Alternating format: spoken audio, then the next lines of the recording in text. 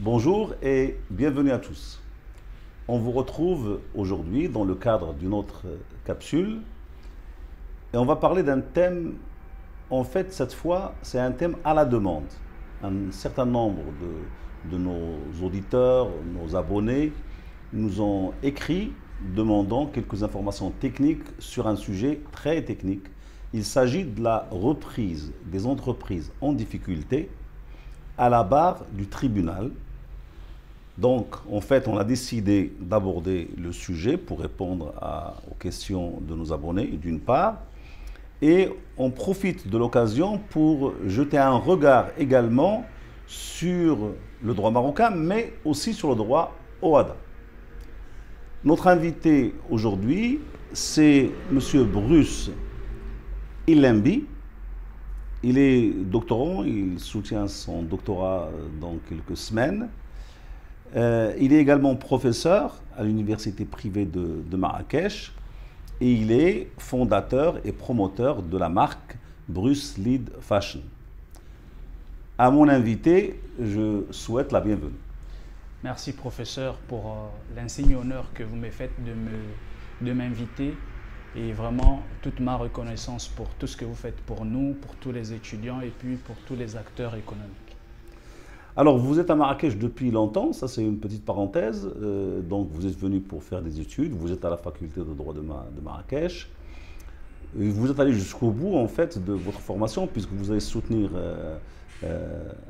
une thèse de doctorat, d'ailleurs sous ma direction, dans quelques semaines, sur le thème. On va parler de la protection des droits des salariés dans l'entreprise en difficulté. Vous avez déjà parlé, vous avez déjà un travail qui est prêt. Ben, je vous souhaite bonne chance pour votre future soutenance. Et on revient au sujet. Alors, ce sujet est un peu particulier. On parle de la reprise des entreprises en difficulté. Alors, comme vous le savez, chaque crise économique, en fait, elle génère un certain nombre de problèmes d'ordre financier. D'ailleurs, nous, on est un peu surpris par le nombre d'entreprises qui sont en difficulté, qui subissent la procédure de sauvegarde ou qui évoluent vers le redressement ou la liquidation. Et justement, c'est là où apparaît un certain nombre de gens qui profitent de l'opportunité et se disent, pourquoi pas, je vais donc postuler pour reprendre cette entreprise. C'est ça le cadre. Effectivement. Alors, est-ce que vous pourrez nous dire un mot? Quel est l'intérêt en fait? Quel est l'intérêt de faire cela au lieu de venir et de créer une entreprise? D'accord, professeur. Donc, la reprise d'une entreprise en difficulté de manière générale présente plusieurs intérêts, que ce soit des intérêts pour les propriétaires de l'entreprise, donc les actionnaires et les associés, que ce soit des intérêts concernant les salariés. Concernant les salariés et les troisièmes, les créanciers. Donc, ça c'est en interne, mais également des intérêts pour les investisseurs qui ont ici en fait une opportunité de reprendre une entreprise. Ça dépend de la phase. Souvent, ce sont des entreprises qui sont encore viables. Par exemple, celles qui sont dans la phase de la sauvegarde ou du redressement. Et c'est l'occasion pour ces investisseurs-là de réaliser, si vous voulez, des affaires à un prix souvent qui est très bas. C'est-à-dire lorsqu'on rachète, un investisseur rachète une entreprise en difficulté, le prix est souvent moins bas, il est souvent plutôt à un tarif préférentiel par rapport à la... Donc en fait c'est un intérêt financier, mais aussi parfois l'entreprise est là à une sorte de capital, ça veut dire elle-même, ça veut dire peut-être c'est une entreprise qui a sur le plan matériel des installations, elle a peut-être un nom, mais qui a subi les conséquences de la crise. Et dans ce cas, les gens se disent, bon, je reprends cette société. Effectivement, ce n'est pas juste l'intérêt financier, c'est aussi l'intérêt stratégique, parce que si je reprends une entreprise qui a un nom, comme vous l'avez dit, professeur, c'est la garantie d'avoir un marché, d'avoir la même réputation que l'entreprise qui existait déjà. Et c'est aussi une occasion pour l'investisseur de mettre la main, si on peut parler comme ça, sur l'innovation. Parce que chaque entreprise, par exemple, vous avez des entreprises qui ont un potentiel d'innovation et lorsque vous rachetez cette entreprise-là, facilement vous avez accès au droit à tout ce qui est brevet et autres, et à l'expérience ou à l'expertise de l'entreprise. Alors, est-ce que vous pourrez dresser un état des lieux des défaillances des entreprises, aussi bien au Maroc que dans les États signataires du traité de l'OHADA? D'accord. Alors, pour la question des défaillances des entreprises, c'est vraiment un phénomène qui concerne tous les pays. Déjà, c'était bien avant la crise de 2019-2020.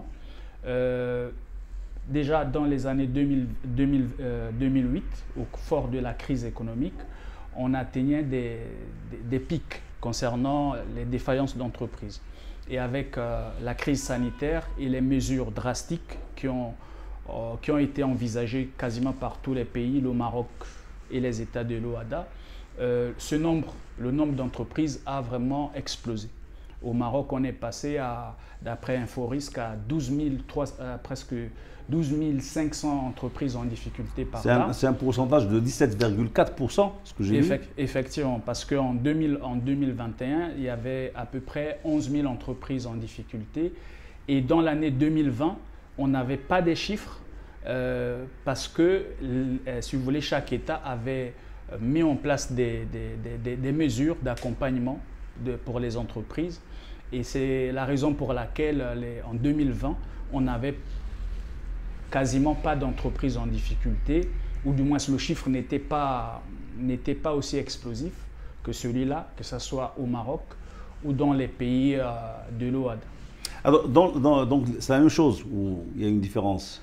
Il y a forcément une différence parce que finalement, c'est vrai que de manière générale, les économies africaines… La africaines… tendance est la même. La tendance est quasiment la même. Et jusqu'en France, c'est la même tendance parce que même en France, dans la même période, le pays a mis en place des mesures en faveur des entreprises. Il y a eu des reports du paiement des cotisations sociales. Il y a eu de l'injection même des concours de financement à ces entreprises-là. C'est la raison pour laquelle on n'a pas eu, pendant cette période, une hécatombe. On a quasiment limité. Mais dès lors qu'on a coupé les mesures d'accompagnement avec la levée de l'état d'urgence, on a eu une résurgence en fait des difficultés des entreprises. D'où la question aujourd'hui, comment faire pour relancer l'économie face à l'inflation qui est là, à la hausse des prix. Et donc, je suis un peu désolé de le dire comme ça, 2023 ne s'annonce pas forcément bien, puisque le risque vraiment, c'est qu'avec l'inflation, la hausse des prix, que ce oui, c'est vrai que les conditions ne sont pas extraordinaires. Oui. Et le mois de janvier-février sont très longs. Très, très longs. Très, très longs, c'est incroyable. Oui. Il se passe en 1 ou 2 mois pratiquement beaucoup d'événements, mais pas dans le sens qu'on souhaiterait. Bien pour sûr. Ne pas être trop négatif. Alors, les gens veulent savoir ces techniques. Quelles sont les techniques, quelles sont les modalités de reprise d'une entreprise en difficulté, par exemple, en droit marocain? Alors, donc, le Maroc a adopté récemment la loi 73-17 qui est venue réformer le livre 5 du Code de commerce des 95. C'est la même tendance en droit. Il faut dire que ce OHADA. livre 5 est relatif aux procédures de prévention et de traitement des entreprises en difficulté pour les auditeurs. Exactement, professeur. Donc, ce dispositif prévoit plusieurs mesures pour permettre à l'entreprise, en tout cas, de continuer à fonctionner. Et donc, la plupart des mesures concernent d'abord la continuation de l'entreprise, mais souvent, cette continuation n'est plus possible auprès du débiteur. Et c'est la raison pour laquelle vous trouverez des mesures qui suggèrent la reprise de l'entreprise auprès d'un tiers tout au long de la plupart des phases sur lesquelles on va revenir. Et parmi ces modalités, il y a bien sûr l'adoption d'un plan de continuation qui va suggérer la cession de l'entreprise. Donc, il y aura la cession, soit la cession de l'entreprise ou la cession des titres sociaux. Un point qui est très peu abordé. Est-ce que la cession, ça veut dire la cession, elle peut être partielle, elle peut être totale? Oui. Il faudra l'expliquer peut-être. Exactement. Donc, la cession, c'est la principale modalité de reprise d'une entreprise en difficulté. La cession peut être totale, c'est-à-dire on va racheter l'entreprise carrément et un cessionnaire, un tiers qui va venir racheter cette entreprise. La cession peut être également partielle. Dans ce cas, ce sera juste la cession concernant une petite partie de l'entreprise, généralement une branche d'activité susceptible de fonctionner de manière autonome. Ça peut être également la cession partielle d'un fonds de commerce, mais toujours un fonds de commerce qui est en mesure de fonctionner de manière autonome. Il faudra quand même préciser aux personnes qui nous écoutent que donc la reprise suppose que la personne, le candidat, va prendre en charge les dettes, bien entendu. Donc là, c'est la question. Ça aussi, parce qu'on entend, il y a beaucoup de gens qui fantasment, ils se disent je vais prendre une entreprise à un dirham symbolique ou quoi que ce soit. Mais il faudra expliquer ça un peu plus en détail. D'accord. Alors, l'avantage, c'est que lorsque je parle pas de moi, donc lorsque un investisseur justement reprend une entreprise en fonction de la technique qui est choisie, donc la principale, comme on a dit, c'est la cession. La cession qui est prévue, par exemple, dans les articles 624 concernant le redressement judiciaire. Et cette cession permet principalement de reprendre en fonction de la phase de la procédure. On verra que ça peut être une cession intégrale et ça peut être une cession partielle. Et donc, en fonction des phases, il y aura la question, comme vous avez dit, de la dette. Et généralement, la dette, elle n'est pas reprise. La dette n'est pas reprise par le repreneur. Ce n'est pas qu'elle est reprise, c'est qu'il faut chercher à la renégocier. À la renégocier. Oui, mais elle est déjà renégociée dans le plan de cession. Et généralement, donc, les dettes restent, par exemple, auprès de l'entité cédante. Donc, ce n'est pas l'entreprise reprise. Ce que je veux dire, ce que les gens doivent comprendre, c'est que cette cession n'est pas faite au détriment des créanciers. Justement. C'est ça qu'il faut souligner. Exactement, parce que lorsqu'on va faire la cession, le prix qui a été encaissé de la part de celui qui va racheter l'entreprise, ce prix va concerner la procédure. Contrairement, par exemple, à une cession normale, le prix, généralement, il est gardé par les actionnaires ou les propriétaires du fonds de commerce. Mais dans ce cas, le prix est plutôt partagé entre les différents créanciers selon les règles qui sont posées à la fois par le Code de commerce, par le DOC et les autres dispositions, par exemple, concernant les sûretés. Non, mais ce que vous voulez dire aussi, c'est que en fait, cette reprise, de toute façon, elle sera avantageuse sur le plan financier. Oui, la reprise est avantageuse d'une certaine manière. C'est vrai qu'on dit que c'est un dirham symbolique, mais de manière générale, il y a toujours de l'argent qui rentre, souvent, et cet argent, il va nécessairement être partagé entre les créanciers. D'ailleurs, le prix de la cession est l'une des conditions de validité de la cession. On peut avoir un prix qui est payé directement et si on trouve des facilités au repreneur, le prix doit être payé dans une certaine période et celui qui a le cessionnaire est obligé même de souscrire une garantie auprès de la banque, ce qui fera qu'en cas de défaillance, mais la banque va devoir payer parce que ce sera une perte de temps et une perte d'opportunité pour les personnes qui auraient pu, puisqu'il y a une concurrence des offres, ces personnes-là auraient pu acheter.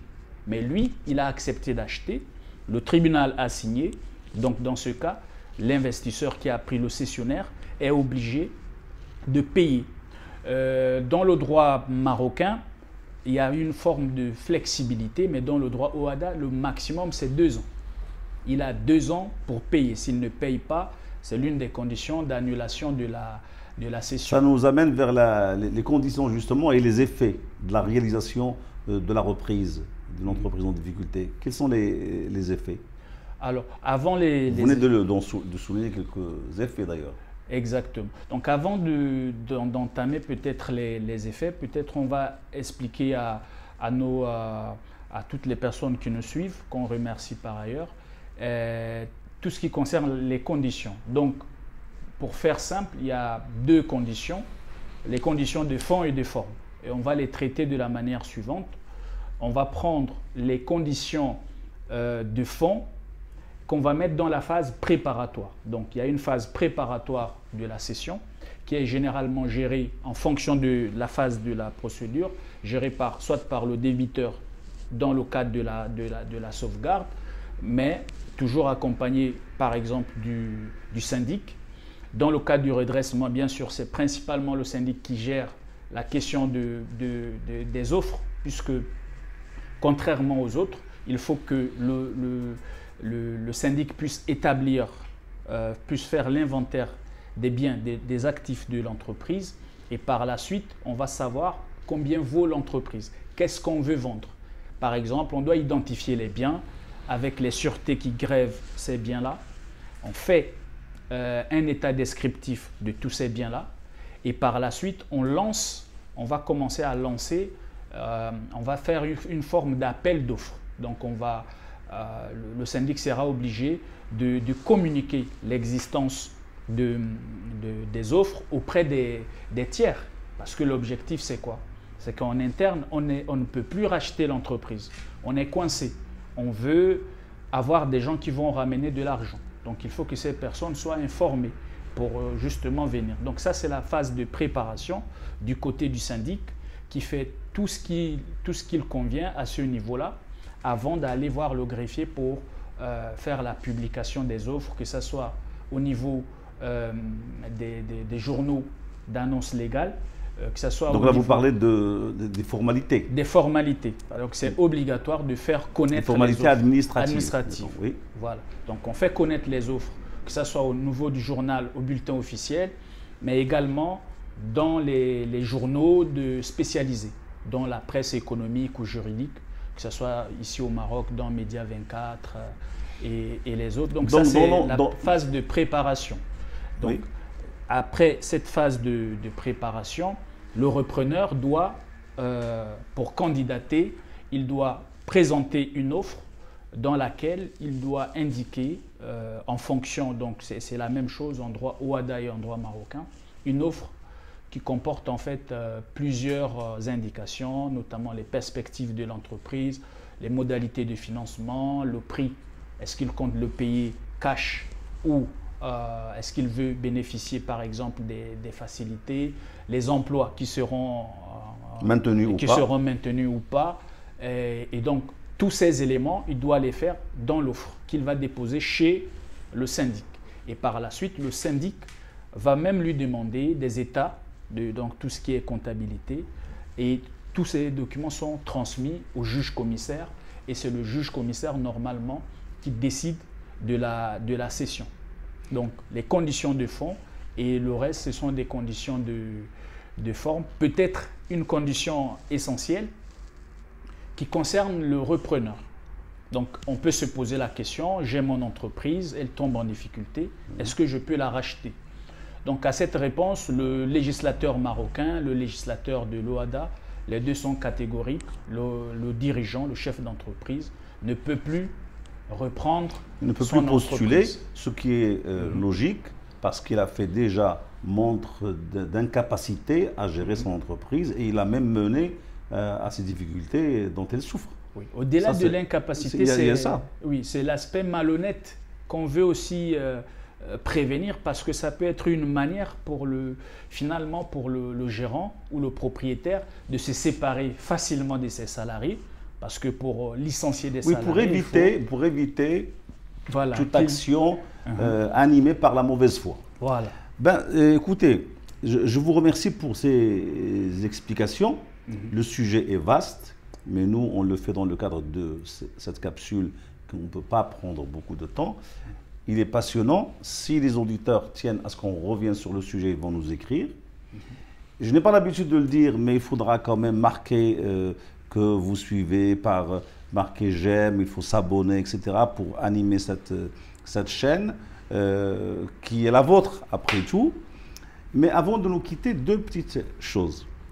D'abord, je vois que vous êtes habillé par vous-même là. Oui, professeur. C'est ça. Donc montrez un peu l'habit, je le trouve original.